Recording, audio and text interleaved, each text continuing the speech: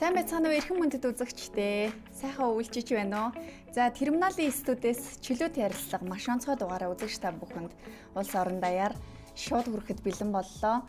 Өнөөдөр бид Монголын ард түмний хайр хүндэтгэлийг хүлээсэн гайхамшигтай нэг тамирчинтай шууд эфирт ярилцахаар оны өмнөөс эхэлж одоо ярилцаж урьсаар өнөөдөр студидтэй авчрах аз завшаан тохоогоод ингээд ярилцах гал сууж байна.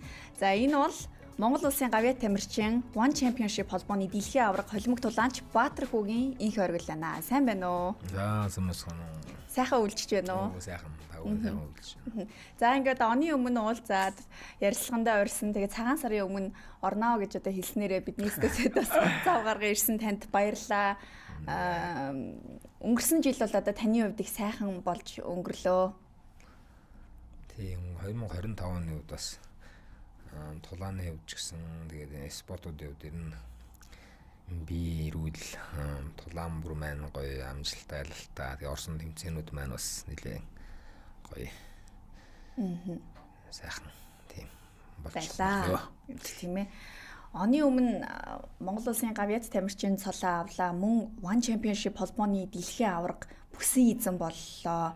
За, үндэсний Олимпийн холбооны алтан од одонг Physical Asia шоуны багаараа бас хүртлээ. Мөн одоо Physical Asia шоунд маш амжилттай оролцож бас Монголын соёл урлаг, спортын entertainment салбарыг дэлхийн нийтэд маш сайн түгээж өглөө. Тэгээ өнгөрсөн жилийг та эргээд ингээд бас дүгнээд харахад ер нь юу гэж харах уу одоо үзэгчид фэнүүд нь бол үнэхээр одоо одно хийсэн жил байна гэж бас их хэлж байна лээ.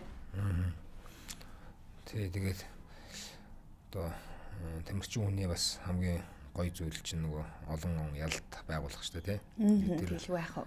Тэр ялалтыг маань бас олон түмэн мөн энэ төрөө засах маань ингэж үнэлж хараад тэгээд гоё олон гавьяа шагналуудаар шагнаж байгаа нь бас айгүй баяртай сайхан үйл явдал байна, тий. Та сүүлийн үед ер нь Instagram-ыг их идэвхтэй ашиглаж байна.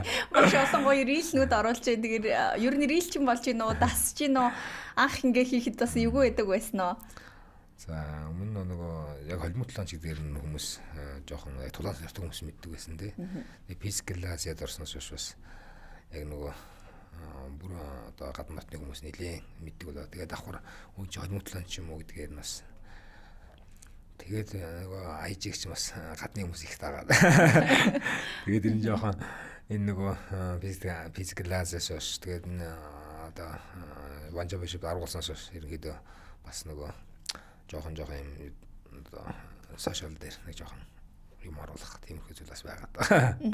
Та Instagram-да сая нэг 40 минутын өмнө Tormentor логог албасаар бас оруулсан байна. Тэгээд энэ логоны утгыг та бас бидэнд тайлбарлаж өгөхгүй юу? Тайлбар бол их гоё эсэн. Гэтэ үзэгчдэд энэ бол бас илүү одоо сонирхолтой байгаа. Албан ёсоор одоо мерч буюу бүтээгдэхүүнүүд гаргах зорилгоор бас ингэж нийтэлж байгаа юу? Тий. За, миний хувьд нөгөө Филиппин тулаанчтай нэлийн их тулалдсан. Тэгээд Филиппинчүүдийн маань өгсөн хочлолтой одоо яргалагч гэдэг Tormentor гэдэг. Тэгээд энэ одоо чороо энэнгүүрээ нэг юм брендинг үүсгээд одоо саяхан манай хамтран ажиллагаа документ явуулсан тий тэрийг нь тавьсан байгаа. Тэгэхээр одоо та өөрийн албан ёсны логотой брендтэй бүтээгдэхүүнтэй болж байна гэж ойлгох ба тий. Одоо ийм бүтээгдэхүүн гаргахаа одоо судалгаан дээр явж байгаа. Тэгээд яг ямар компанид яг яаж хамтарч ажиллах юм те одоо тэр талаараа нэлээд судалгаа явж байгаа.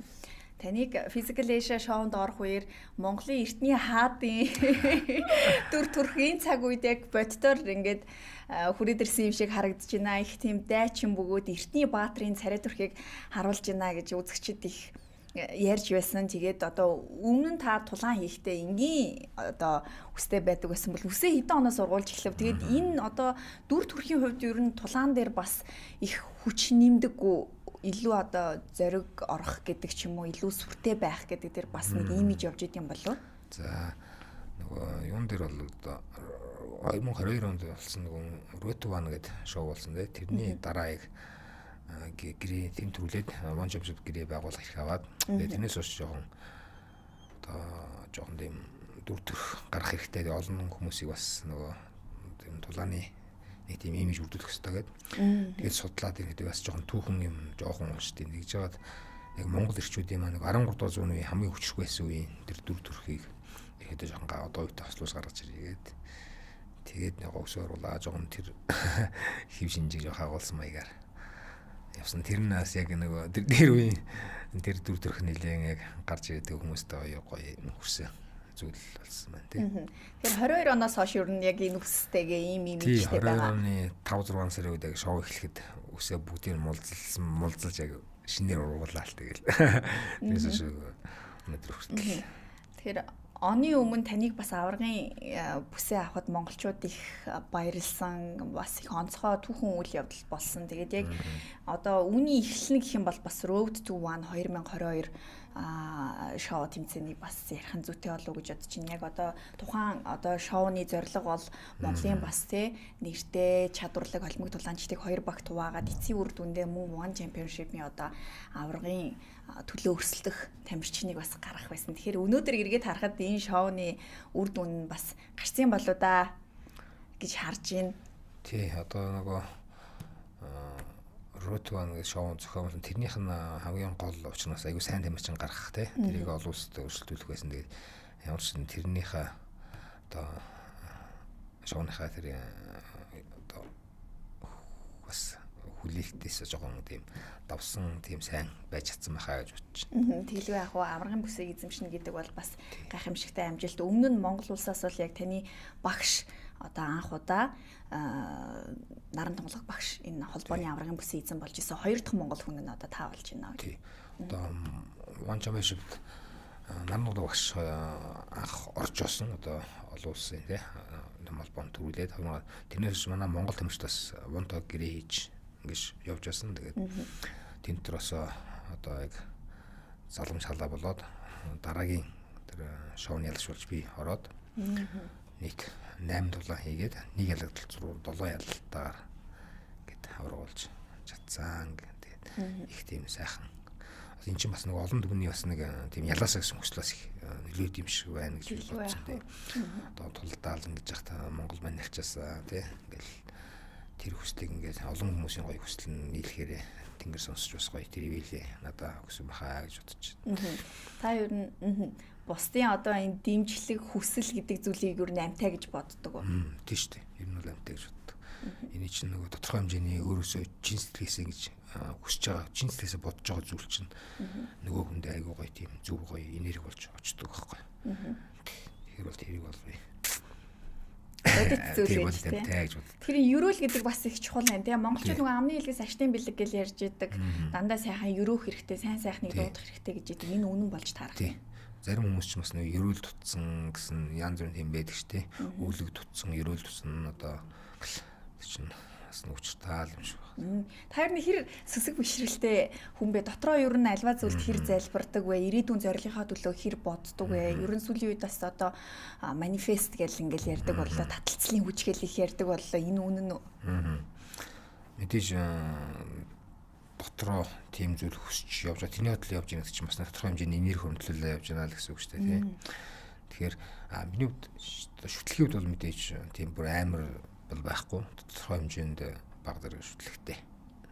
Тэрийг одоо ямар нэг юм ихтэх юм бол бас болохгүй шээ, тийм. Тэгээд хит шүвшрэл ихтэх юм бол нөгөө өөрийн хүч чадал өөртөө итгэл маань байхгүй болчихно, тийм. Тэгээд тодорхой хэмжээний бага зэрэг байгаа. Тэгэхээр яг энэ цаг үед энэ махан биеэрээ гайхамшиг бүтээх учраас бас хослуулах хэрэгтэй. Тийм ээ.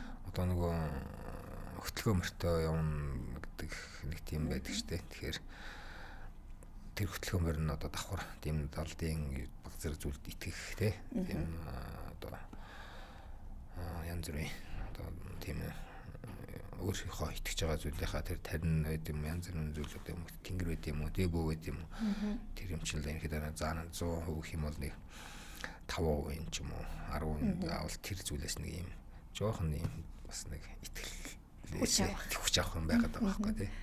Тэгэхээр тэр нөгөө сэтгэлээ дүүргэх гэдэг юм их чухал шүү дээ. Сэтгэл дотор хоосон сэтгэл ханамжгүй бол бас юм биелэхэд хэцүү.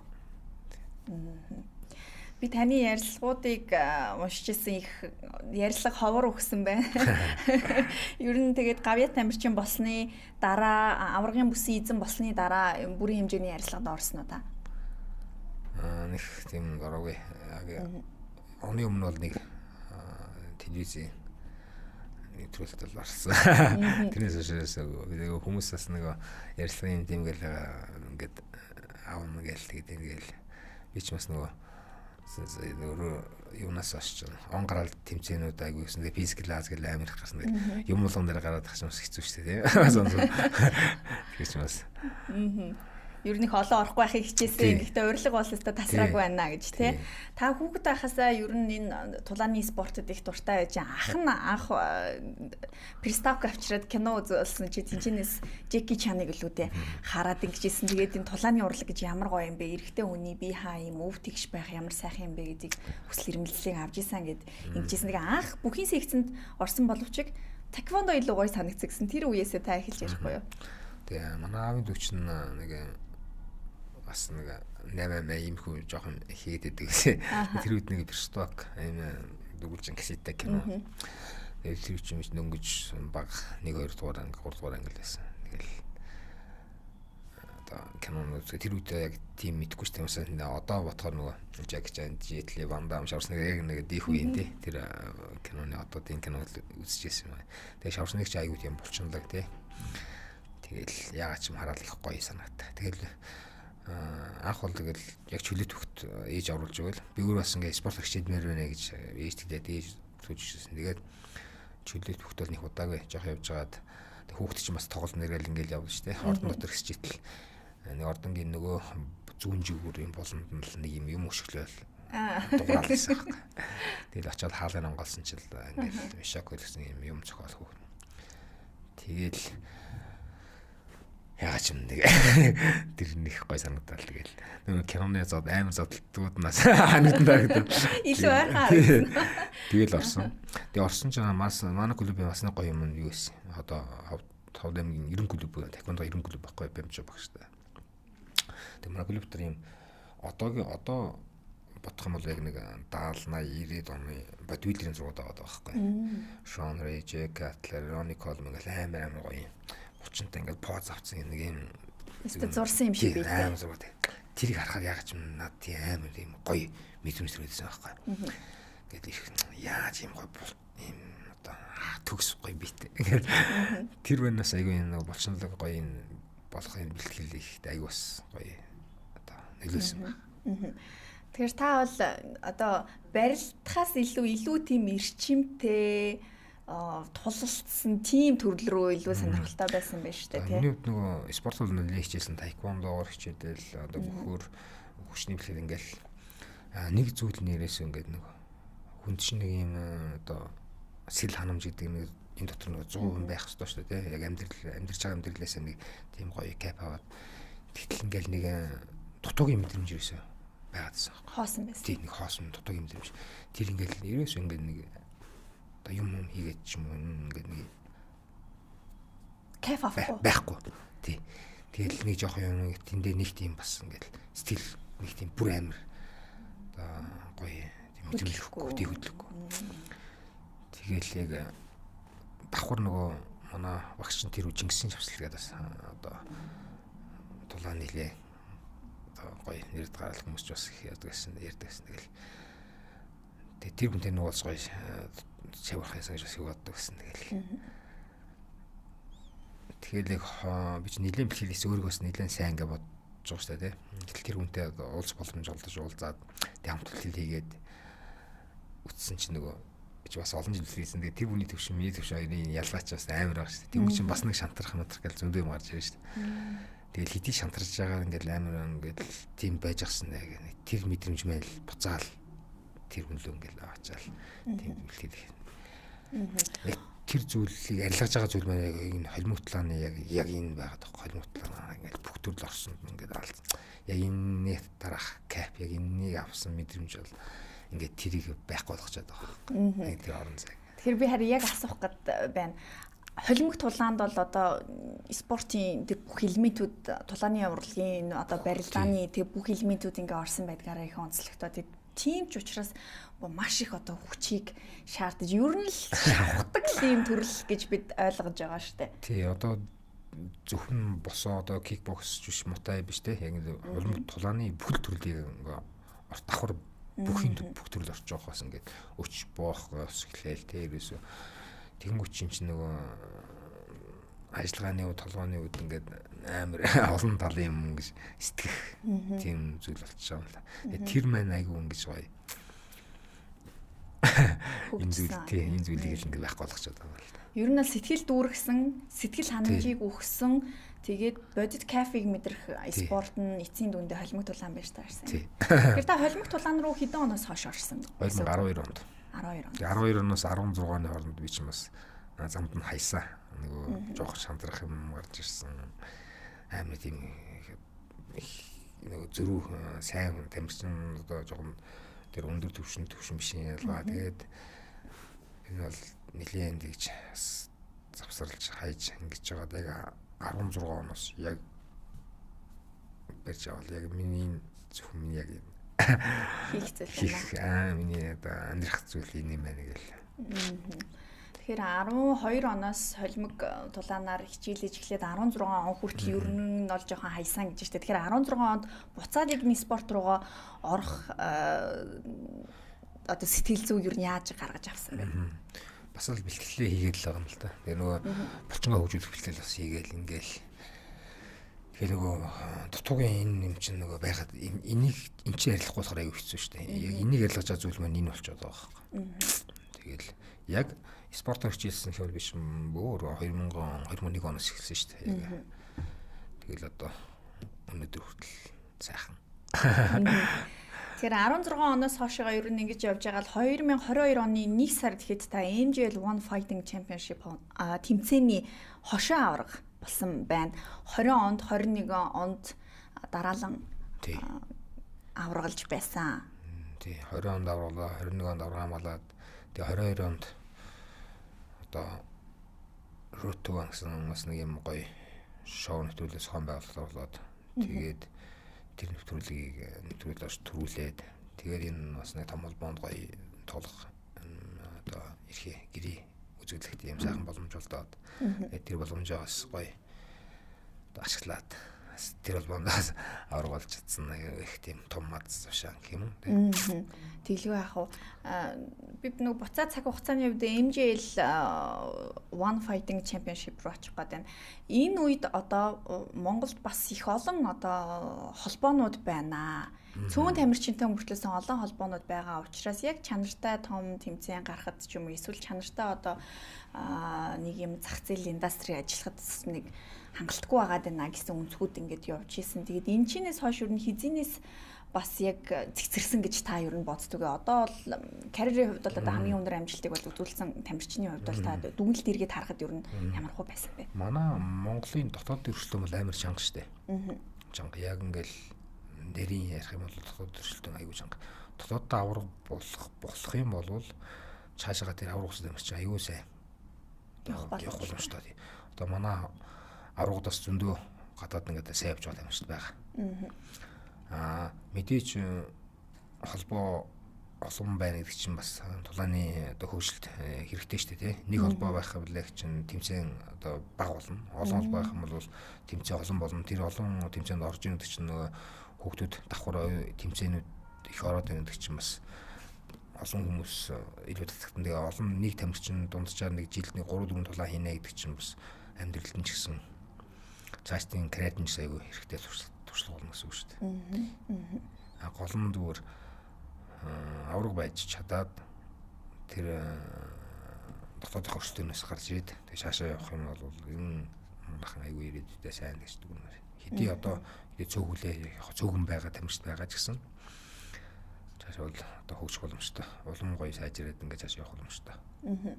Тасаа хэллээ Монголын тамирчид бол их чадварлаг хэрвээ дотооддоо ялалт байгуулад аврагалчих юм бол гадагшаа гарахад бол нэг асуудал байхгүй гэж тэ. Тэгэхээр нөгөө монголчуудын хувьд яг тулааны спортын тамирчдаа нэг сайн мэдэхгүй, танихгүй энэ спортыг бас хорхоос ч үздэг фэнүүдийн тоо их цөөхөн байна гэж та хардаг уу? Тийм учраас дүгнэлт арай жоохон буруу яваад байна уу? Ер нь бол тийм. Манайхан өөрсдөө тэмцээ нөгөө бас одоо болоод байгаа ч гэсэн үзэгч жоохон багтаа шүү дээ энэ бол. Тэгээд хитрхи нөгөө гадны сайн тамирчид гадны тамирчдыг жоохон магтсан маягтай байгаад байдаг байхгүй. Би бол дотоодын тамирчид айгүй сайн байгаа. Гэхдээ улам сайжрах мэдээж сайжрах хэрэгтэй байгаа. Тэгэхээр тэмцээн уралдаан их л болж л байх юм бол дотоодын өрсөлдөөн дотоод тамирчид сайжирнаа л гэсэн үг шүү дээ. Road to One шоу нэвтрүүлэг 10 цуврал дугаар яваад шилдэг тамирчдаас та ялалт байгуулад тэмцээний шагнал 100,000 Америк долларын гэрээ байгуулахын эрхтэй болсон. Тэгээд яг тухайн үед л одоо 100,000 Америк долларын гэрээг инх оргил хийсэн ингэсэн зарим нь одоо бэлэн мөнгөөр авсан юм уу? Яаж ер нь 100,000 Америк долларыг зарцуулав гэдгийг нь бас яриа явдаг байх. Үзэгчдэд ч гэсэн сонирхолтой байгаа. Тухайн үеийн шагналын одоо энэ гэрээний дүнг ер нь яаж зарцуулж исэн бэ? Ямар журамтай байд юм бэ? Одоо хүмүүсээс нэг 100 мянган гэрээ авахлаа тэр мөнгө бүгдийг авчихсан санаа даамлаа чинь бас тийм биш л дээ. Юу байна? За 100 мянган гэрээ нийт 6 тулаан тий. За 100 мянган 6 тулаан урьдчилсан 2 тулаа гэдэг нийт 8 тулаан. За тэгэх юм бол 100 мянган долларыг чинь нийт ингээд 12 баачж байгаа байхгүй. Тэнгүүд ялах юм бол нэг дээр нэмэх нэг гээл ялагдах юм бол нэг ингээд тэгж яг 6 тулаанда 100 мянган оруулчих. 6 тгээ оруулна гэсэн үг үү? 100 мянган доллараар хэрэгтэй зан дуушаа 6 хуваачна гэсэн үг шүү дээ. 6 хуваачна. Тий, тэгэнгүүтээ тэр 6 авсан мөнгөө ялах юм бол нэг яг хувааснаар намна ялах юм бол 6 авснаар нэг дахиад 50% намна гэсэн үг. Тэгэхээр одоогийн мэдлээ би нэг ялагдсан учраас нэг 7-8 мянган доллар алдагдaltaй байна. Гэхдээ яг хугацаас өмнө ялаад нэг бонус авсан шүү дээ. Тэрүүгээр ингээд нөхцөл нөхчил байгаа л да. Үнэхээр сайн байх юм бол одоо тамирчиндээ одоо тулааны талбар тулааны одоо энэ холбоотуудад одоо ялагдахгүй нэсээ явж чадах юм бол одоо яаж амьдралын өрсөх боломжтой болцсон байна л одоо гоё хөгжөөд. Дээрээс нь одоо энэ хувийнхын чадварын асуудал л. Спортын салбарт бол маш их мөнгө эргэлдэж байна. Тэгээ спонсорууд үнэхээр сайн байна. Дээрээс нь спорт урлаг бол өөрөө хүн төрөлхтний нэгцэг хамгийн одоо олон үзэгчтэй байдаг ийм том салбарууд учраас яах аргагүй тэр entertainment зах зээлийн том хүч ингээл дагалдаал явж лээ л да. Тэгээ та 2022 онд Road to One-аас хойш 3 жилийн дараа One Championship холбооны дэлхийн аварга болсон. Тэгэхээр энэ 3 жилийн хугацаанд ер нь ямар тэмцээнүүдэд оров, формо, бэлтгэлээ яаж ер нь хангаж байв? За миний хувьд бас оюутлогын компанид одоо урагш нар ажилладаг байсан тийм. Тэгж одоо 23 оноос ерөнхийдөө чүл аваад. За тэгээ бэлтгэлээ зориулсан. Тэр бэлтгэлтэй зориулсан үр дүнгээс авч чадсан. Тэгээд формын хувьд бол уусаа тогтмол байнгын бэлтгэлтэй байсан. За миний нэг баримтлагын зүйл маань одоо үргэлж бэлэн бай гэж өөртөө бол амар тийм шаардлага тавьж явдаг. Ямар нэгэн боломж одоо гоё зүйл гарч чад тэрийг барьж авах тийм одоо барьж авахд бэлэн байж байгаа хэрэгтэй тийм болохоор тогтмол ерөөсөө бэлтгэлтэй алдахгүй хийж байсан. Тэр маань л бас энэ зүйлийг бас гоё авч чадахад нөлөөлсөн баха гэж бодож байна. Энэ хооронд та ер нь хэр олон тэмцээнүүдэд орсон? 8 тулаан. За нэг жилд нэг 2 3 тулаан ингээл. Тэгэл One Championship холбооны аваргын бүсийг авч чадлаа да гэж тий. Та Physical Asia шоунд ороод зураг авалт дууснаас хойш хичнээн сарын хугацаанд бэлтгэл хийж яагаад яг дэлхийн аварга болов? Physical Asia ч юм бол юу яаж байгаа юм л та. Өнгөрсөн жилийн 24 оны 2 сард явагдсан зураг авалт байхгүй юу? 25 оны 2 сард явагдсан зураг авалт.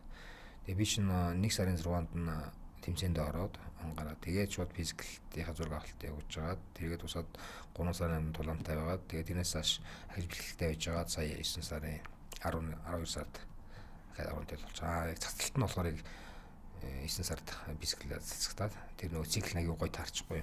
Миний яг 2 дараалсан ялалтын дараа ахиж физикэл яваад физиклийн тэр гоё ихч тэр сайхан зүйл нь цаашаа ингэж аврын төлөө тоглох бас гоё нөлөөлж өгөө тий. Нэг тийм цаг хугацааны үед тэр нэг гоё эргэлтэн аягүй гоё таарад. Эсвэл дахиалсан мэт таарлаа да. Их гоё тийм яг дотор нэг тийм төсөөлөл бол байж лээсэн л дээ. Одоо физикэлд орох тийм юм шалгуулалт орчоод Тэгээд тэр маань хідүүгээр ингэж цацагдана тэгээд нэлээд юм төлөв байсан. Гэхдээ бүр ингэж нөгөө олон түмэд бүр ингэж гадны орнууд ч гэсэн бүр амар ингэж хүрнэ гэж би болж байгааг бодоагүй. Ямар ч сан яг тодорхой хэмжээнд гоё гарах байх. Тэрнээс гоё ингэж таарах юм байна гэж дотор энэ бодож байсан. Гэхдээ тэр хүлээлтийг айгүй баг нэг дахин даваад амар гоё хүлээж тэр цацлалт тэр айгүй гоё болсон шүү дээ. Шоуны санал анх ирэхэд та ер нь яаж хүлээж авч ирсэн бэ? Маш олон тамирчдаас ер нь шалгаруулсан байлээ. Шалгаруулахдаа бас их олон хүчин зүйлүүдийг харсан гэж байсан. Жишээлбэл одоо 10 жилдээ байхдаа бусдад одоо дэрлэгэлт үзүүлдэггүй байсан байх, тий одоо муу түүхтэй байхгүй байх гэдэг ч юм уу. Ерөөсөө маш олон талын хүчин зүйлүүдийг судалсан гэж хэлсэн. Тий. Би ч яг нэг энэ амар тийм хүч чадал сорьсон юм хийх айгүй дуртай байхгүй. Тэгээд ийм өөрийнхөө бүр ингээд хамгийн ман гаргал юм одоо юмд оролцох тий. Бас нэг юм манай ч нөгөө Монгол нинжа үл нэг тийм бас Америк нинжасын тийм нэг бас нэг юмд бас орох сонирхолтой байжсэн. Тэгээ бас физикэл зүй анх гарч яхад нь бас юм одоо гоё орж үзсэн нэг тийм бодол дотор тээж явж байсан. Тэгэхээр ягаад ч юм тэр бодлоодыг бас манай Монгол залуус гоё одоо баг болж бид нэрийг зуучилж өгөө тий. Ингэж гоё бүрдүүлээд нэг агуулгаж бас оруулаад тэр манаас дотор бодчихсон зүйлээс ингээд бас хэрэгждэг юм ээ. Тэгээ бас нэм гоё зүйл болсон. Шаунд очиод оролцоход танд ер нь тухайн үед хялбар байсан уу? Ямар байсан бэ? Одоо бусад орны тамирчидтай өрсөлдөхөд ер нь улс үндэстнүүдийн тухайн улс орнуудын онцлогуд ер нь юу гэж харагдсан бэ? За оролцоход бас нэлээд хүнд болсон шүү дээ чи. 24 цагт нь зураг авалтын тэмцээн болоод 24 цагт нь яг амт 26 цагт нь бичлэг ярьцлах гэдэг нэлээд ачаалтаа. За тэгэл тэр чинь нөгөө тодорхой хэмжээний орны өөртөөхөө бас гайгүй сайн гэсэн хүмүүсээ явуулж байгаа шүү дээ тий.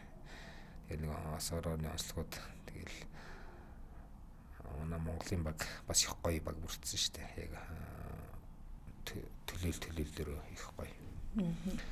Тэгээд ер нь тийм нэг сайхан зүйл болсон юм уу тий. Миний пакет нэг тэмцээнд оролцоод яг одоо тэр хүлэг онгоцны хэсэг дээр ингээл өрсөлдөж байхад ер нь ямар сэтгэл төрсөн бэ? Тэгэл мэдээж сайхан штэ нэг дэлхийн шилдэг гой хүмүүсээс оролцсон байж байгаа тийм нэг дор цуглараад ингээд хамт орж ирэх гэж нэг бодлын бас одоо гоё хөөзөө их юм уу тий нөгөө бодлын бас дэлхий ч одоо ямар жижиг юм бэ тий ийм мундаг хүмүүс ингээд нэг дор амархан гэсэн ингээд тийм зорж авах гэдэг ч юм уу тийм одоо олон талын зүйл бодож байгаа юм л да. Монгол хүний төсвөр төвчээрийг тэр махруу занг маш томруунаар одоо харууллаа гэж үзэгчдэд үгнэж байсан. Тэгээд тэр ялангуяа таны тэр хүлэг онгоцны ачаа зөөх хэсэг дээрээс ямар ирэмгийн юм бэ, ямар дайчин юм бэ гэж дэлхийн нийтээрээ бас ингээд шагшид магтаж байсан. Тэгээд одоо тэр цаг хугацааг ингээд эргээд бодоход тамир тасрахч ирсэн ч юм уу. Үнэхээр яана энийг гэж бодож ирсэн цаг хугацаа даалгавар үе байсан уу? Бүр яана чи зүгээр сайхан гой даалгаврууд байна. Хамгийн гол нь тэн дээр нөгөө өөртөөгөө бүх юмаа гаргаад оролцъё гэсэн тийм бодлоос. Нөгөө ямар нэг юм чи өөрийнхөө бүх хүч чадал бүх юмаа гаргаж оролцохгүй бас болооч юм эсвэл дутуу одоо нэг өөрөө нөөсөн шүү дээ ялагдах тэр мэдрэмж айгу онцгүй байхгүй юм. Энэс гарч ихгүй аяг хэцүү. Тийм болохоор тийм мэдрэмж өгөхгүй тулдаа өөртөө бүх юм л гаргаж байгаа юм л. Тэр нь тэгээд гоё ингээд ялт тулаа явчих. Адьяас уран тамирчин та хоёр баган тогтоох тэмцээн дээр одоо таны бие их улаагаад судсууд нэлээд том гүрийгээд ингэсэн байсан. Тэгээд тэрний дараа ер нь гинтл бэртэл ч юм уу авсан уу одоо тэр хэмжээний ачааг тийм удаан хугацаанд ер нь доктортой барина гэдэг бол одоо булчингийн урагт ч юм уу тийм ээ. Бүр нөгөө улааж мулаасан тэр бас баг зэрэг гэрэл мэрэл бас туслаас хамаарсан байж магадгүй мэдээж яг адьяас мэтэрүүд гоё гар нийлсэн. Манай адьяас бас хүчрхэгтэй сайхан. Тэгээд яг тийж удах бас шалтгаан бол бас болохгүй байсан. Тэгээд Японы багийн хувьд нэг жоохон тийм залины арга хэрэглээ. Тэрэн дээр нь яач жоохон гүрийж удаад. Тэгээ нэг тийм гүрийг шалтгаан болоод тэгээд тэрний дараа яг нөгөө гар амар зуурцсан амар ядарсан болохоор нөгөө гараа амраагаад юм дээд тавьсан чинь нөгөө суцж байгаа гараад Тэгээ тэрийг эмнэлгээр орхон маярыг нөгөө энэ юу шидэж явах хооронд нь даалгавар гүйцэтгэж би байхгүй байснаас нөгөө эмнэлгээр явцсан судалсан их гарцсан энийг сургуулах гэдэг болгохгүй явцсан байсан. Тэгэхээр тэр бэртэл одоо гайгүй юу? Одоо зүгээр тэр чинь тэгэл 2 оноо гай болчихсон юм л да. Дараагийн даалгавар тэрхтэл гай болчихсон.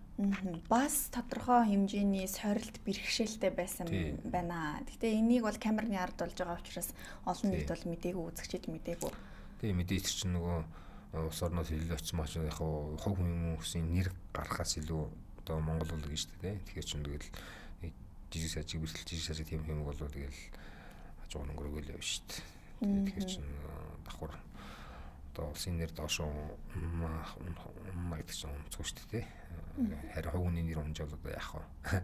Тэгээд яалч нөгөө хувь хүний харангуй чинь Монгол хүн ямар байдгийг одоо энэ хүн чинь Монгол нэрний дорчин нөгөө бүх юм чинь л явж байгаа шүү дээ.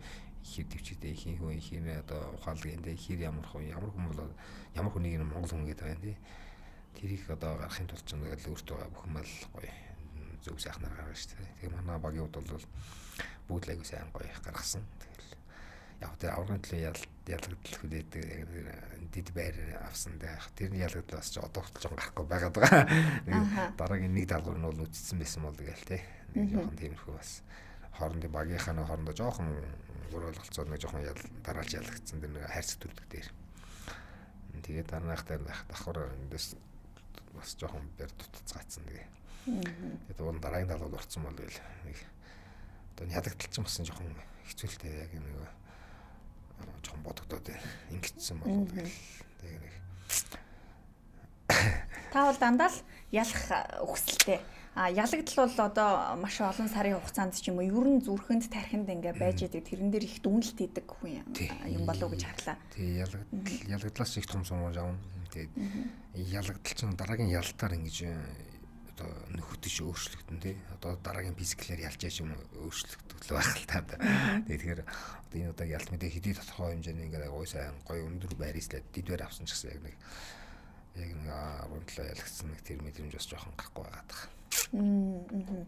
Гэхдээ та бас аврагын бүсэн эзэн боллоо. Тодорхой хэмжээнд мэдээж яг тухайн шоу нэг өөр, энэ тулаан өөрч гэсэн тухайн үед авсан бас нэг сэтгэл зүйн арай жоохон дутуу байдал бол байна гэж.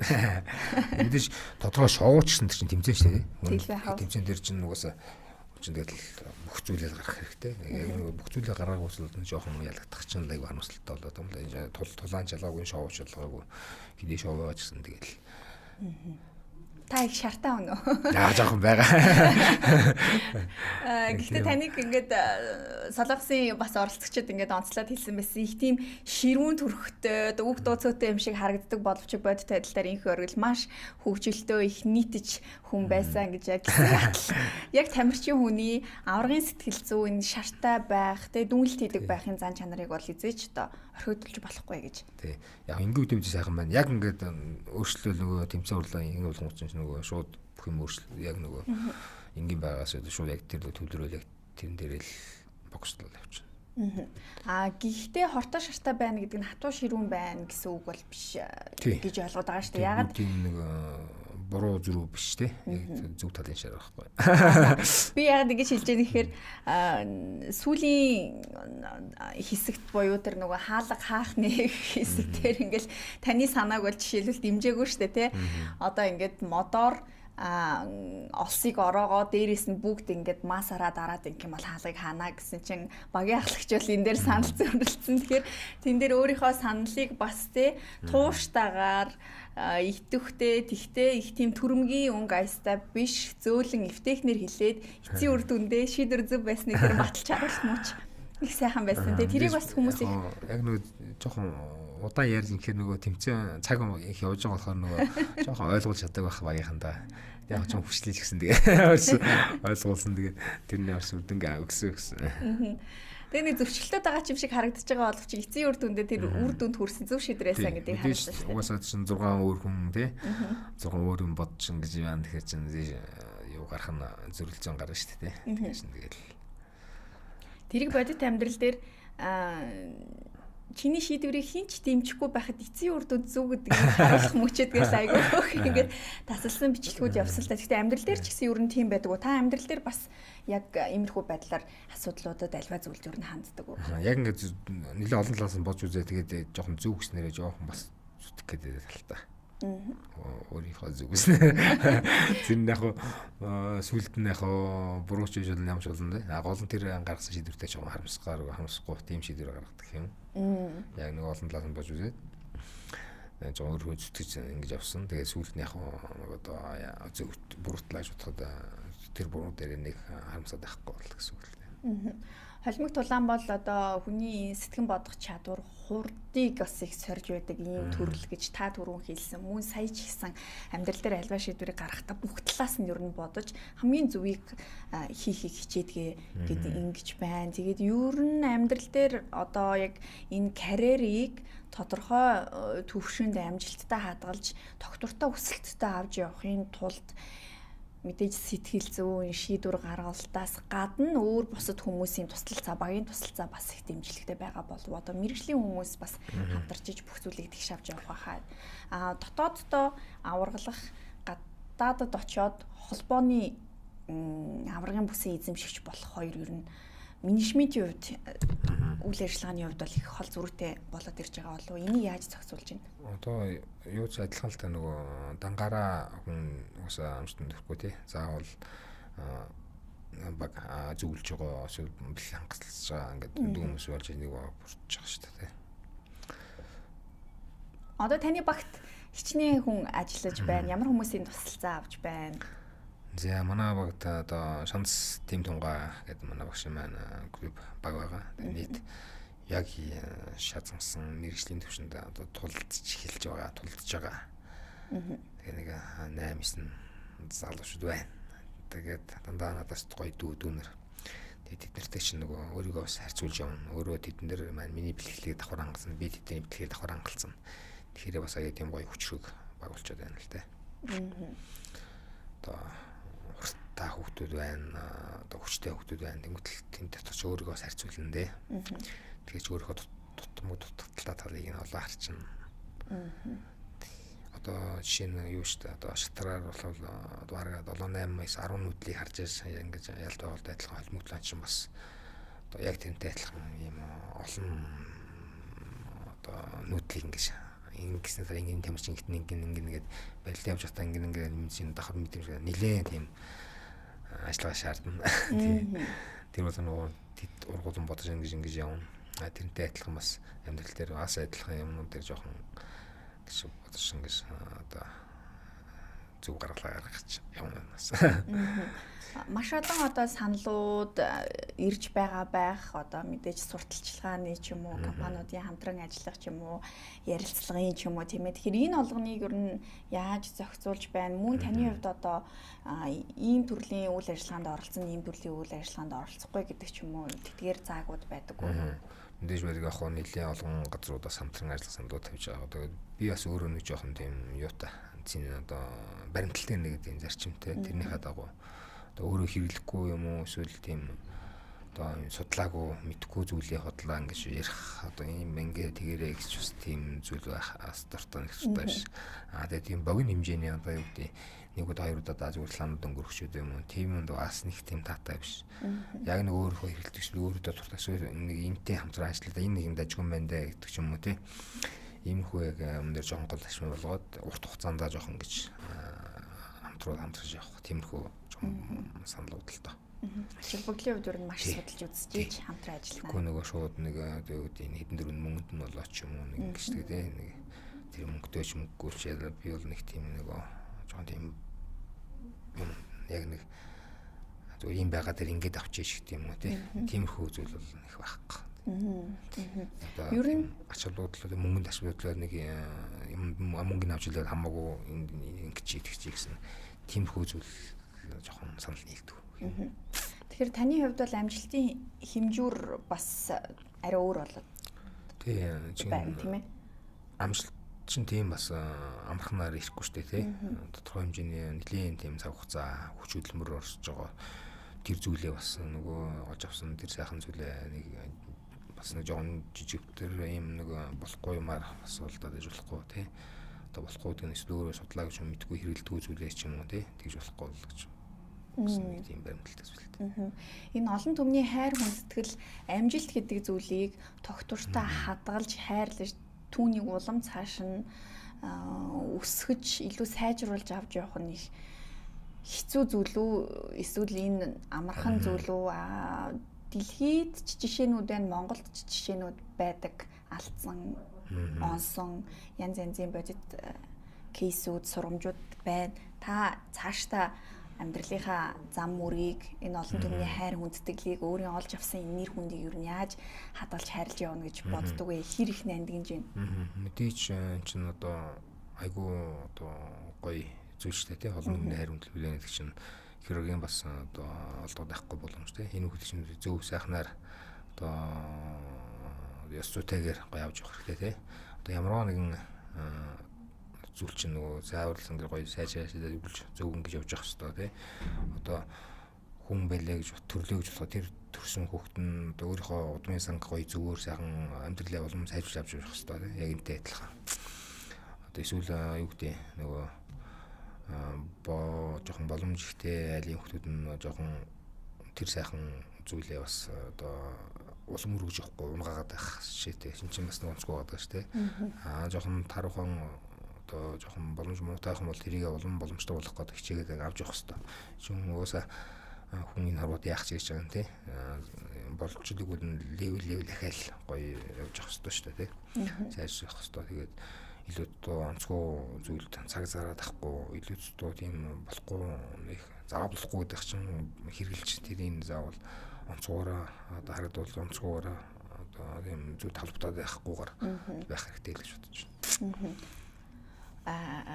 Шоу цацагдаад мөн авраг болсны дараа оны өмнө бол бас олонний анхаарлын төвд байлаа. Тэгээ хувийн орон зайг нь бас хүндлэхгүй ч юм уу хитрхи халдж байгаа хандлагууд үйлдэлүүд гарч байсан болов уу? Ер нь та тэр тохиолдлуудад яаж ханддаг вэ? Жишээлбэл одоо хоол идээ сууж хахад нь зургийг нь аваад тавих ч юм уу тийм ингээд эсвэл тэр танд нэг их онцгой ач холбогдолгүй сэдв үү? Ер нь яаж хүлээж авдаг вэ? Тэгэл одоо олон дунд чинь тэгэл зөндөл юм байгаа ах тий. Тэр болгоны чинь тэгэл одоо тэр болгонд нь юм тиймгээд ах ч хэцүү шүү дээ. Тэгээ хүн болгонд өөрсдийн зөв гэснээрээ одоо явж байгаа ах тий. Тэгэхээр нэг тийм ашиглал өгдөг шүү дээ. Тэгээ зарим нь өөрсдийн зөв гэж байгаа зүйлээ бас ахаа сайн хамгааж бодоод зөв байна уу бур байна уу гэдгийг бас бодчихвол зүгээр ах л шүү дээ. Хит бас өөрийнхөө зөв гэсэндээ итгээтэй. Тэгэхээр өөр бас нөгөө өнцгөөс нь харуулж буруу байж магадaltaй шүү дээ тий. 6-гийн одоо 9 тогч 2 талаас нь гарчаал тэтэд тэгээд адилхан шүү дээ. Тэгэхээр бас ямар нэг юм гоё сайн олон талаас нь бодоод зөв буруу юу гэдэг гоё сайн тунгааж. Болохгүй жоон судлаад мэддэг хүмүүсээс нь зүйлгээ аваач гэдэг. Энэ бол нэг болох нэг тийм бас зүйлд нэг асуулт байдал واخгүй байх хичээд шүү. Оны өмнө нэг хөгжилтэй үйл явдал болсныг асууя гэж бодож байна. Солонгосын эмэгтэй тамирчин Жан Юсил Монголд ирсэн. Тэгээд таны бэлтгэл хийдэг зааланд хамтдаа ингээд бэлтгэл хийгээд рилнүүд цацчихсэн. Тэгээд тэрийг бас бодит амьдралтай хольж хутгаад үзэгчид бас ингээд хит дэврүүнээр хүлээж авсан хандлага ажиглагдаа. Түүний дараа та бас өөрийн Instagram утсан дээр тайлбар оруулсан байсан. Тэгээд гих мэтчлээ ер нь шоу болон бодит амьдралын ялгаа цагийг мэдэрхгүй энэ нь бас танд заримдаа нэг төвхтэй байдлаар ч юм уу бас ажиглагдах юм зүйл байна уу? Манай хит жоохон цаашаа явуулчих гэдэг талтай шүү дээ. Яг нөгөө тэр эмэгтэй хүн талаас нь яг зүгээр таалагдсан гэвэл мэдээж таалагдсан. Тэрнээс яг бүрэн гэж гэр бүл бол яг баг тим хэмжээнд бол биш шүү дээ зүгээр. Тэгээд тэрийг нь зүгээр тэргээл бичсэн болохоос нэг тийм яг хинэ шинэлийн үед мэдээж нөгөө тодорхой хэмжээний рекламчлага зарчилгаа одоо янз гоё юм хүндэт их Монгол ирсэнтэйгт би яг арай өөр өнцгөөс бас хийчихээ зүгээр л энгийн байж хараа тий гэдэг утгаар нь гоё ингээд арай хөвгөлтэйгээр Аруудаад тавьчих. Тэр нас хүмүүст гоё хүрсэн юм шиг байлаа шүү дээ. Жог хэтрүүлээ болоос. Маш гоё хүрсэн. Тухайн дууч гэсэн тухайн үед тренд болж исэн. Тэр яг одоо хөдөлгөөний нас тренд болж исэн. Тэгээд тэрэн дээр та хоёрын рил бол их хөгжилтэй байсан. Тэгээд Instagram-ийн рилүүд дээр их хөгжилтэй гоё богино рилүүд их орж ийн. Одоо дасж байна. Гайгүй шүү. Таяр өөрийгөө хэр хөдөлгөөний эвсэлтэй гэж боддог. Одоо тулаанчдыг бол хүмүүс ингээл яг рингэн дээр цусамжтойгоо холдоолцдог амар хатуу ширүү гэж харагдаг боловч бодит байдал дээр та бол их юм хошин зөөлөн бас хөдөлгөөний эвсэлтэй entertainment салбар руу ороход бол бас юм жоохон орё гэж бодоод байгаа. Яг жоохон орё гэсэн бодлоо. Мэдээж бас гоё юм хөдөлгөөний эвсэлгээ давтаад байвал бас сурах юм шүү. Гайгүй боломж байна. Яг нөгөөс чаддаг хүмүүсээс нь гоё зөвлөгөө аваад ингээд жоо хөлгөөндөө заалгаад байвал тий. Оны өмнө 12 сарын 31-нд он солигдох мөчөд яг талбай дээр нийт үзэгчдийнхаа урд гарч ирж Улаанбаатарчуудтайгаа хамт одоо шинэ оныг өгцөн. Тэгээд ер нь тийм том зэрэгтлийн өмнө та гарч байсан уу? Танхим дотор мэдээж ингээд тулалдж байгаа. Сошиалэр фэнүүдтэйгээ үзэгчдтэйгээ ингээд харилцаж байгаа. Гэхдээ тэр талбай дээр гараад монголчууд бүр уухайлан дэмжихэд танд ямар сэтгэл төрж байсан бэ? Мэдээж сайхан шүү дээ тий. Төвлөгөө дээр тэгээд анх удаа нөгөө яг солиос бодуулж яг тэр талбай дээр гаргаж утсан бас их гоё юм байл. Минут яг тийм том талбай дээр мэдээж гарч яасан. Хятад нэг том тэмцээнд орж байхад том синглэх дотор тий. Тэгээс яг олон хүмүүсийн өмнө ингэж гарч яасан бас гайгүй. Бас тэрс маяг яг шинэ жилээр яг Монгол төмтэйгээ гаргах чинь бас их гоё мэдрэмж байлаа шүү дээ. Тэгэл байх уу. Тэр олон хүний сайхан. Одоо нэг гоё дэмжлэгүүдийг одоо мэдрэх чинь бас сайхан шүү дээ. Монгол Улсын гавьяа тамирчин цолыг аваад хэдхэн хонсон байсан бас. Тий. Маргааш нөгөөдөр нь. Тийм ээ. Альва амжилтанд сэтгэл ханах аль эсвэл үлсгэлэн байх хоёрын аль нэгийг сонгоо гэвэл та алийг сонгох уу? Заавал нэгийг сонгох юм. Эсвэл хоёулыг нь хослуулах боломжтой. Үгүй хоёулыг нь хослуулна шүү дээ. Хит сэтгэл ханаж болохгүй. Энэ сэтгэл ханамжтай байдал чинь л энэ хэд зогсон байдал руу л орж идэв. Тэгэхээр ерөөсөө тэр сэтгэл ханамжтай байдлыг л одоо хит мэдэрч удаан байж болохгүй. Мэдээж сэтгэл ханамж гоё яг нэг хүн нэг олон зорилготой нэг зорилгоо биелүүлэх чинь нэг гоё болдог шүү дээ. Тэгээд тэн дээр удаан байж болохгүй л дээ. Сайхан нэг жоохон тэргээ мэдэрсэн бол за дараагийн зорилгодод тавиал ингээл явчихсан. Спортын ач холбогдлын талаар бас хоёлоо ярих зүйтэй гэж бодож байна. Тэгэхээр олон хүүхэд залуучууд өөрийнхөө хүсэл мөрөөдлийг хайгаад ирээдүйд би хэн болох вэ гэж байгаа цаг үедээ та бид хоёрын ярилцлагыг бас үзэх байх. Энэ ярилцлага одоо шууд явж байгаа ч гэсэн хадгалагдана. Дахин давтхан үзэх боломжтой. Тэгээ тийм хүүхдүүдэд та ямар зөвлөгөө, ямар үгсийг хэлэх вэ? Спорт хүнд юу өгдөг юм бэ? За спорт хүнд айгүй одоо нэгдүгээр хөдөлгөөний эвсэл гоёг нь хоёрдугаар одоо тийм төсвөр төвчээр бас нэг өөрийнхөө ямархуу одоо эвсэл ямархуу хүн бэ гэдэгт бас тийм мэдрэмж өгнө. Өөрийнхөө одоо яг ямархуу хүүхдээ эсвэл ямархуу одоо хүн би одоо яг ямар спорт байвал зүгээр юм гэдэг бас мэдрэмж өгнө. За тэгээд төвчээрийн тал дээр айгүй гоё мэдрэмж өгнө. За тэгээд спорт дотор нөгөө хүндлэл ах захын хүндлэлтэй өөрөө хүндлэл гэдэг зүйлийг бас их өгнө. За би бол энэ одоогийн эцэгчүүдийг жоохон хитрхи хүүхдэд хайрлаад амсаад байдаг байхгүй. Одоо хитрхи ингэж хажуудаа байлгаж хитрхи хараандаа байлгах гад. Хитрхи жоохон баг хүчээр нэг спортын төрлүүдийг сонгуулж өөрөөр нь ингэж сонгуулад заавал юм сонгуулж явуулах хичээл хэрэгтэй гэж бодож байгаа. За одоо хүүхч нөгөө спортоор хичээлзээд тэгээд нөгөө заавал спортын төрлийг сонгох албагүй л дээ. Гэхдээ заавал спортоор хичээлэх хэрэгтэй. Бага насны хүүхдүүд. Тэр тусмаа бага насны бага наснаас нь тэгжээж одоо тэр хүүхдийн хүмүүжлэлд нэлээд гоё агц төвшил өгнө л гэж бодож байна. Одоо хүүхд эцэгчүүд бас хит хүүхдээ ингээд нөгөө спорт хүчингүүтэй хажууд нь хараа байгаад байдаг байхгүй. Тэгэхээр ч сэтгэлийг нь хараад тийм ингээд яах гэдэг нь хараад ингээд тэгэнгүүч нөгөө хүүхд эцгийн хажууд нь байх чинь нөгөө багшийн хүмүүс тэр багшаас өгж байгаа зүйлийг хүлээж авч чаддаг байхгүй. Тийм байна. Тий. Энийг юм яадаг, тэгэл эцрүүгээр хардаг. Ял нэг ясл ичрүүг аврууг гэж очдог тий. Эсвэл хажуугаар нь юм зааж багш юм хэлж атна хажуугаар чи ингэж тэгээс эцэг нь орж ээж гэдэг юм уу тий. Тэгхгүйгээр яг ингээд тэр багш, тэр хүүхэд одоо ямар хүүхдээ тэр багш нар яах ч очиж байгаа үйл чинь тодорхой хэмжээний нэг хүмүүжил авч очиж байгаа байхгүй тий. Хажууд нь эцгийг одоо тэр хүүхд хүмүүжил авч чадахгүй шүү дээ энэ бол. Тэрээс заавал нэг спортын төрлийг ингээд сонгуул эсвэл ингээд спортуудаар хичээлж үзүүл. Тэгээ тэрүүгээр нь бүр ингээд 10 жил хийсэн, 10 бүр доос багаас нь 10 жилийн төгсөл нь заавал нэг спортын төрлийг хичээлэх хэрэгтэй. Тэгжээж хөөе тийм хэрүүлж ирэх зөв хөдөлгөөний хвсэлтэй тодорхой хэмжээний тийм гоё одоо ёс суртахууны тийм зүйлтэй болно. Бас бэлтгэлийн зааланд битгий дагаж. Тий, бэлтгийг хүүхдээ өгсөн бол өгөөд гараа авчиж. Заавал хараал. Эсвэл хармаараа бол уцаар ч юм уу, тий, эсвэл камераар ч юм уу тэгж хажууд нь бол байх шаардлага байхгүй. Яг хүүхд чинь очоод тэр олон хүүхдүүдээс даган дуураас суралцсан. Нөгөө багш нь хэлж байгаа үгийг хэр авч ийн. Одоо чинь зөндөө хүүхдийг нөгөө шинж багш нөгөө энэ хүүхд ямар хүүхд гэдгийг нөгөө одоо харж хүмүүжүүлнэ шүү дээ. Эхлээд за даган дураа чигээрээ гэдэг нь хэр даган дураач юм. Даган дуурах чадвар нь хэрэг. Тэрээс нь за ингээ үг дараа нь үг хэлнэ. За хэлж байгаа үг нь ойлгож нь ойлгохгүй нь ойлгож байгаа төвшин байна. Одоо ойлгож байгаа төвшин хэр байна гэдгээс нь бас үг чинь одоо мэдэгдэн дээ. Тийм болохоор ерөөсөө хит хажуудаа ерөөсөө уяадаж болохгүй. Хүүхдийг яг спорт хичээл 2 цаг юм уу цаг 30 минут 2 цаг юм шууд өгөөл холтой явчих. Тэгээд одоо сүулт нь за өнөөдөр юу зараа өгсөн юм уу гэж хүүхдээс асууж болно шүү дээ. За амарх байсан гэл ямар санагдсан гэл тийм юм ярьдаггүй яг ингээд хүүхдээ өгчөнгүүтээ хажууд нь байгаад байгаа байхгүй.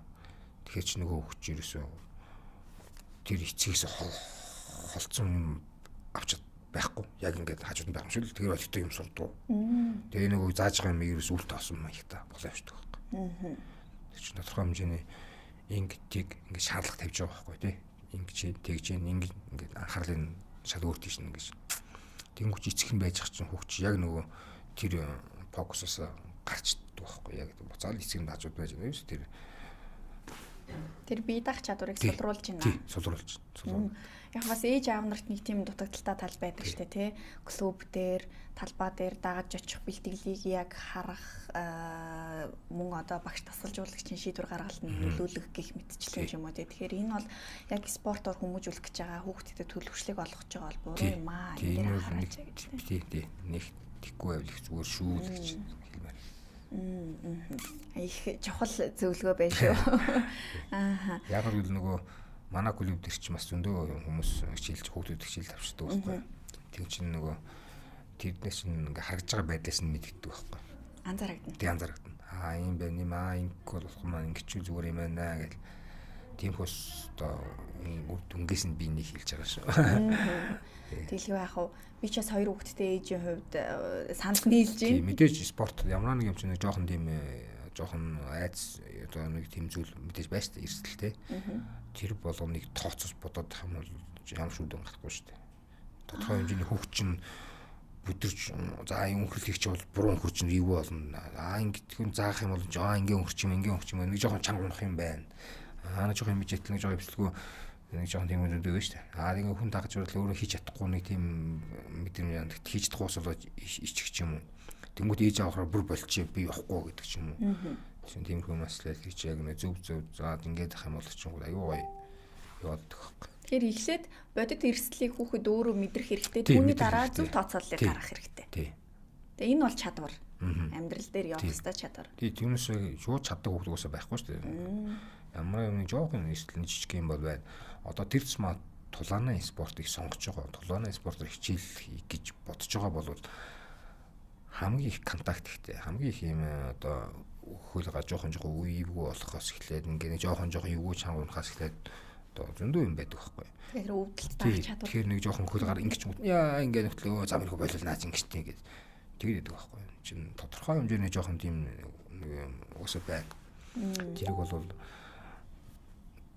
яваад үзээд биеийг мэдрээд тэгээд тэрийг яаж засах юм гэдэг чинь тэр хүүхдийн асуулахгүй. Ингээ буруу хичээл ингэчих юм байна гэдэг чинь Тэгэхгүй хөөний жоох яваал жоох ингээл хөл гарна жоохон гарна ингэж өнгөтл хамиг боллоо. Тийм бичгэн тийм яг шиг зүгээр гэлээ. Жоохон мэдээж жоохон юм байж байлгүй дээ чинь. Би таны ярианаас шууд нэг асуулт надад төрлөө. Эрэгтэй хүний хувьд хэдий чиний эрт шийдвэр бие дааж гарган төдий чиний насан туршсан хойноо одоо амжилтанд хүрэх магадлал нь өндөрсдөө гэж. Өөрөөр хэлэх юм бол хүүхэд байхдаа хэр эрт ээжээсээ ааваасаа тусдаа бие дааж дангаараа шийдвэр гаргаж ийн насан туршсан хойноо амжилтанд хүрэх одоо тэр хувьтай шууд хаалбан хамааралтай байдаг. Энэ жоохон тийм ш. Энийг та юу гэж бодож байна? Энэ жоохон санал хэл. Би бас нэг жоохон тийм юм бас нэг юу талдаа. Одоо нөгөө хүмүүс жоохон бас буруу зөв гэх л ах л та. Гэхдээ эр хүний хувьд бол ирчүүд жоохон тийм чанга байх хэрэгтэй гэдэг тийм зарчимтай. Тэгээ мөн эрт шийдвэр гаргалтын дээр бас тийм байх талтай гэж. Ер нь жоохон багасаа юм үзээ багасаа энэ жоох юм чи бол энэ би ингэжээс одоо энэ бол надад ийм шүү. Тэгээ би ингэхгүй арай өөр ингэж үзье гэдэг тийм хөөцөлүүд арай их толгойд авчих واخ. За та бид хоёр 55 минут ярилцсан байна. За. Төгсгөлд нь би танаас нэг зүйлийг асуумаар байна. Ээж нь хамгийн том дэмжигч байсан. Өнөөдрийг хүртэл бүх тулаануудыг нь алгаслуу ингээд үздэг. Хамгийн том дэмжигч чинь хамгийн том арт тал нь гэж та маш олон ярилцлагадаас дурдж байсан. Тэгээд гавьяат цол авах үед нь ээж нь их бахархсан гадаа талбай дээр хүүгээ ингээ хүлээгээд байж исэн. Тэгээд тухайн үед ээжийнхэн сэтгэл ямар байсан бэ? Ээж одоо сайхан байсан баг. Уусаа нэг л ямар ч ээж аавын одоо сайхан одоо хүсэл чинь нөгөө хүүхэд нь л одоо зөв сайхан юм одоо янз бүр нэг юм ослохгүй ингээл сайхан ингээд зөвлөө явж байгаа юм бол тэгээд тэр нь айлуулах жоох ингээл сайн багаар сайжрал сайн явж байгаа юм бол бас баярлалаа штэ. Тэр чинь тэгэл хүн нас ингээл нэгэн төрөөсөө гошиглаагаал тэмцээндээ ялгаал гэж хаад бас дээж сайхан байсан баг. Танд хамгийн хилдэг захиас үг нь юу вэ? Манай чи аим сүртэй тийг захиад байхгүй. Тэгэхээр өөрөө энэ л бүх шийдвэр өөрөө гаргана. Тэгэл өөрөөрөө л гол нь тэр нь сайхан зөв байх хэрэгтэй л. За маш их баярлалаа танд. Тэгээ бидний хүсэлтийг, урилгыг хүлээн авч нэг цаг манай студид шууд эфирт саацанд баярлалаа. Тэгээ цаашдын таны спортын амжилт, карьер илүү цэцгэлж илүү том түвшинд гайхамшигтайгаар үргэлжлэх болтугай гэж хүсэн өрөөж байна. Мөн Монголын хүүхэд залуучуудад спортын гайхамшигыг мэдрүүлж тэдний амьдралд нь гялалзах одон олж зүг чигийг нь зааж бас олон хүүхэд залуучуудад өөрийн амьдралаараа мотивац болж яваасай гэж хүсэж өрөөж байна. За баярлалаа. Нэрвэл Батаршгүй. За тэгээд та бүхэндээ эрүүл сайн сайхан мөхрий. За тэгээд энийг үзэж байгаа сонсож байгаа бүх одоо Монгол хүмүүндээ одоо сайхан одоо амьдралын хамгийн сайн сайхан бүхнийг хүсэн өрөөё. Тэгээд бүгд одоо спортоор гоё хичээлж эрүүл багаараа нийт хүний орчинд гоё ирсэн юм шин дээ. Сайхан ус удаан одоо амьдрах хэрэгтэй тийм болохоор жилээ цаваараа гуулан балгах, цэвэр агаарт гарах өөрсдийнхөө туртаа спортоор хичээлэх тийм хөдөлгөөдөд заавал цаг гаргаараа ажилтаа гээд явах юм бол угаасаа цаг гарахгүй тий хүчээр цаг гаргаж спортоор хичээлцгээрэй л хэлмээр байна. За их баярлалаа танд. За үзэгчдээ терминалын студид чөлөөтэй ярилцлага үзэгч та бүхэнд шууд эфирт хүрлээ. Бид өнөөдөр Монгол Улсын гавьяат тамирчин One Championship холбооны дэлхийн аварга холимог дулаанч Баатар хүүгийн их оргилтой нэг цагийн турш ярилцлаа. Энэ ярилцлага Монгол телевиз Терминал 1 гэсэн пэйж дээр хадгалагдана. Мөн YouTube хуудас руу ороод Терминал 1-ийг сувагт плейлист дотор чөлөөтэй ярилцлага гэсэн цуврал ярилцлагууд байгаа. Үүний одоо хамгийн сүүлд орсон ярилцлагаар байрших болно. Тэгээ та бүхэнтэйгээ эх 7 хоногт шинэ зочинтойгоор иргэн уулзъя. Баяртай үзэгчтэй. Баярлалаа танд. За баярлалаа.